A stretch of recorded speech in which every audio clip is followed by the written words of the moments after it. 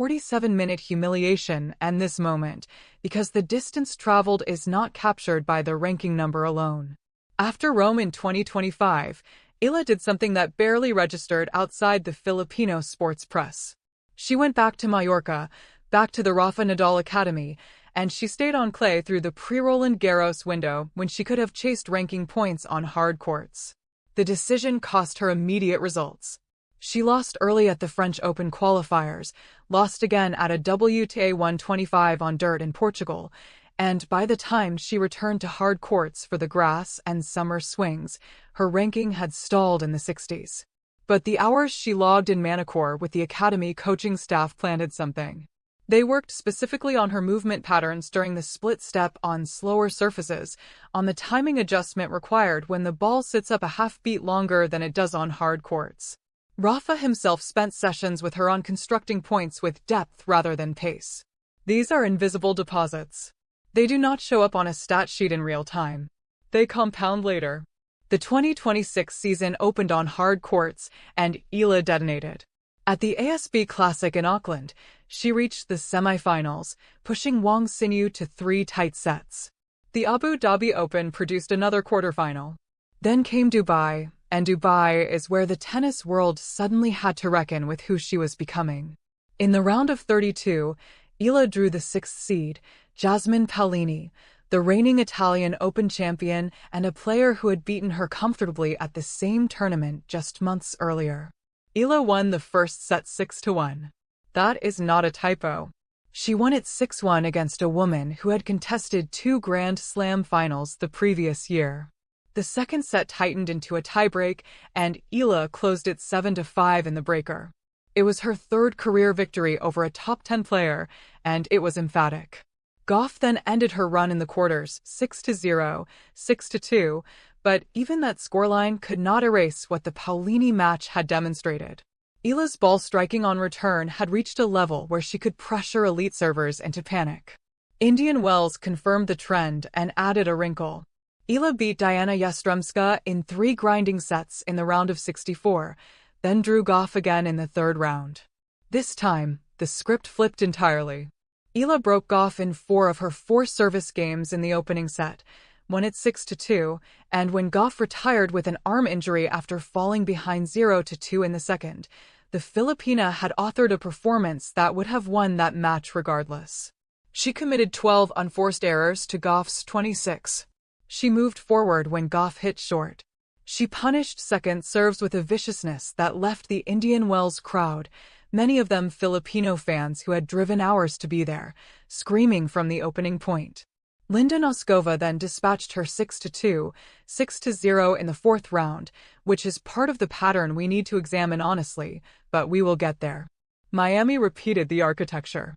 Eala beat Magda Linette to reach the round of 16, her 3rd consecutive WTA 1000 4th round appearance. Karolina Muchova then beat her 6-0, 6-2 in a match that lasted barely an hour. By mid-March, Eala had climbed to a career-high ranking of 29, the highest any Filipino tennis player has ever been ranked, male or female, in the history of the sport. And then came clay. Here is the honest version. Eala's clay court career record entering 2026 stood at a 39.1% win rate. 18 wins, 28 losses across all professional matches on the surface. She had never reached a tour-level quarterfinal on red dirt. Her lone notable clay wins at tour level were isolated first-round victories at Madrid in 2024 and 2025, both against opponents ranked below her. The surface had been, by every objective measurement, the single largest obstacle between Eala and consistent top 20 residents. Linz, the first event of the 2026 clay swing, offered a split verdict. She beat Julia Grabher 6-4, 6-3 in the first round, serving at 68% on first serve points won, a number that would have been unremarkable for most players but represented real progress for her. Then Yelena Ostapenko caught her in the second round, 6-4, 7-5. A loss, yes, but a competitive one against a former Grand Slam champion who hits the ball as hard as anyone on tour. Stuttgart was worse. Leylah Fernandez, another lefty, dismantled her 6-1, 6-4 in a match Fernandez later described as feeling like playing a mirror. That description is instructive. When Eala faces an opponent with similar angles and spin patterns, she loses the asymmetry that usually makes her so difficult to read. Madrid, though. Madrid is where things shifted. In the first round, Eala drew Anastasia Pavlyuchenkova, a former French Open finalist who had come through qualifying. Eala won 6-3, 6-3 in a performance that was not spectacular but was, for the first time in her clay career, controlled. She dictated tempo. She used the left-handed cross-court forehand to push Pavlyuchenkova wide, then redirected down the line. She built points in sequences of 4 and 5 shots rather than hoping for an error on the second. Pavlyuchenkova, who has spent 15 years playing on European clay, said something remarkable in her post-match press conference. She told Russian media that Eala plays a very consistent style without any wow shots or serves, but described it as quite a Spanish style of tennis, which is what is needed on clay. A former French Open finalist, someone who has won 3 WTA titles on red dirt, looked at Eala's game and saw clay court architecture. Mertens then beat her 6-2, 6-1 in the second round, which looks bad on paper and was bad in reality. Mertens won 93% of first serve points in the opening set. But there is a distinction worth making between the Kostyuk loss in Rome 2025 and the Mertens loss in Madrid 2026. Against Kostyuk, Eala was passive. She waited for rallies to develop that never developed because Kostyuk hit through her immediately. Against Mertens, Eala competed on return, generated pressure in multiple service games, and was broken primarily because her own serve offered nothing free. The mechanism of the loss was different. She lost because Mertens served at an elite level and Eala could not hold serve under return pressure. That is a more specific, more fixable problem than the generalized helplessness of Rome 2025. So now she withdraws from the Catalonia Open, a WTA 125 event she was entered in for the week before Rome. She goes back to Mallorca. The Rafa Nadal Academy posts footage of her on clay, hitting with her team, big smiles, focused sessions. And the framing of this decision matters. Eala chose to sacrifice a smaller tournament where she might have accumulated ranking points and match wins in order to prepare specifically for Rome. That is a top-player decision. It is the kind of scheduling choice that Swiatek makes, that Sabalenka makes. It says something about how Eala and her team view the Italian Open this year. Not as a cameo appearance where she shows up and hopes to avoid a beating, but as a genuine competitive target. The draw will be 96 players deep. Sabalenka, Rybakina, Gauff, Swiatek, Pegula, Andreeva, Muchova, Osaka, Raducanu, Keys. Everyone is coming. Eala enters seeded around the 44 mark, which means she avoids the top 8 seeds until at least the third round. Her first-round opponent will not be determined until the draw is released 3 days before play begins. But whoever she faces, the Eala who walks onto the Foro Italico clay on May 5th or 6th will be carrying a fundamentally different toolkit than the one Kostyuk erased 12 months ago. Let me be specific about why. 3 things have changed technically, and 1 thing has changed psychologically. First, the serve. It remains her weakest shot, and anyone who tells you otherwise is not watching the matches. But the metrics have moved. At the Australian Open in January, her first serve points won sat at 68%, up from 59% at the same slam the year before. She is not hitting harder necessarily, but she is placing the ball with greater intention on clay, using the kick serve into the backhand corner more effectively, and on first serves, targeting the tee with slice that skids low on the dirt. The serve will not win her matches at this tournament. It does not need to. It needs to be reliable enough to give her return game room to operate. Second, the movement. Eala was always quick, but quickness on hard courts and functional mobility on clay are different things.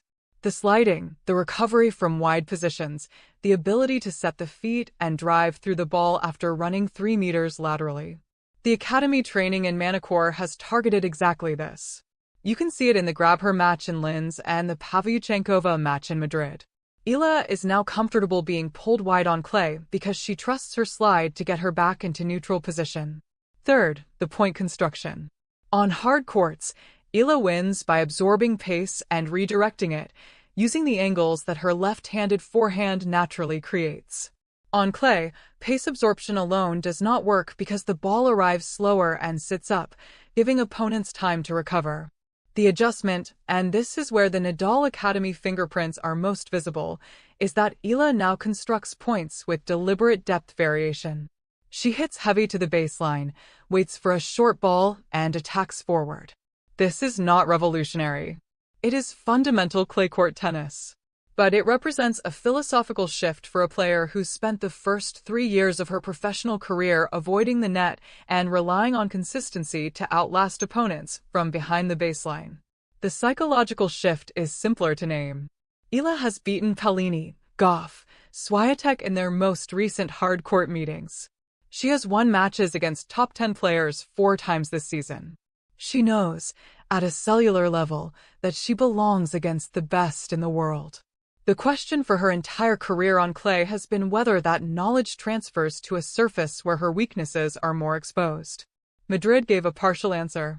The Pavlyuchenkova win was not against a top player, but it was against a specialist, and the manner of the victory suggested genuine tactical comprehension rather than athleticism papering over confusion. Something has clicked. Here is what I think can realistically happen in Rome. Eala is not going to win this tournament. Let me be clear about that. The serve deficit against the top seeds is too pronounced, and 2 weeks of preparation do not eliminate a career-long pattern of second-round exits on clay at the highest level. But she can win matches here. Multiple matches. If the draw gives her a beatable first-round opponent, and given her seeding it likely will, she can reach the third round for the first time at a clay court WTA 1000 event. And in the third round, against a seeded opponent between 8 and 16, she can compete. The return game is that good. The movement has caught up enough. The self-belief is not theoretical anymore. The other factor is the Foro Italico itself.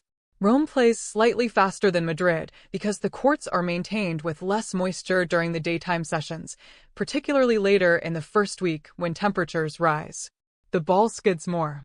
That benefits a player like Eala, whose slice approach shots and low cross-court forehands gain effectiveness when the surface plays quicker. Rome at noon is not Roland Garros. It is not the heavy, high-bouncing clay that historically suffocates her game. It is closer to a fast indoor clay, which is exactly the kind of hybrid surface where her hard court instincts remain useful rather than counterproductive. There is one more thing, and it matters more than tactics. There is a large Filipino community in Rome. Eala herself mentioned it last year, saying she encountered Filipino fans 5 separate times just walking the streets near the venue. At Indian Wells, the Filipino crowd created a home atmosphere so intense that opponents commented on it. At Miami, the same. At Rome, this will happen again, and for a 20-year-old playing her second Italian Open main draw, that energy is not cosmetic. It is structural. It changes the pressure equation. Instead of feeling like a visitor on hostile clay, she feels supported, expected, wanted. And expectation, for the right player at the right moment, is not weight. It is fuel. So here's where we land. Alex Eala arrives at the 2026 Italian Open with a 2-3 clay record this season, a career-high ranking of 29 that has slipped to 44, a serve that remains objectively below tour average, and a surface win rate that no statistical model would look at favorably. On paper, she should lose in the first or second round and move on with her career. On paper, she should be exactly what she was 12 months ago, a talented hard court player out of her depth on dirt.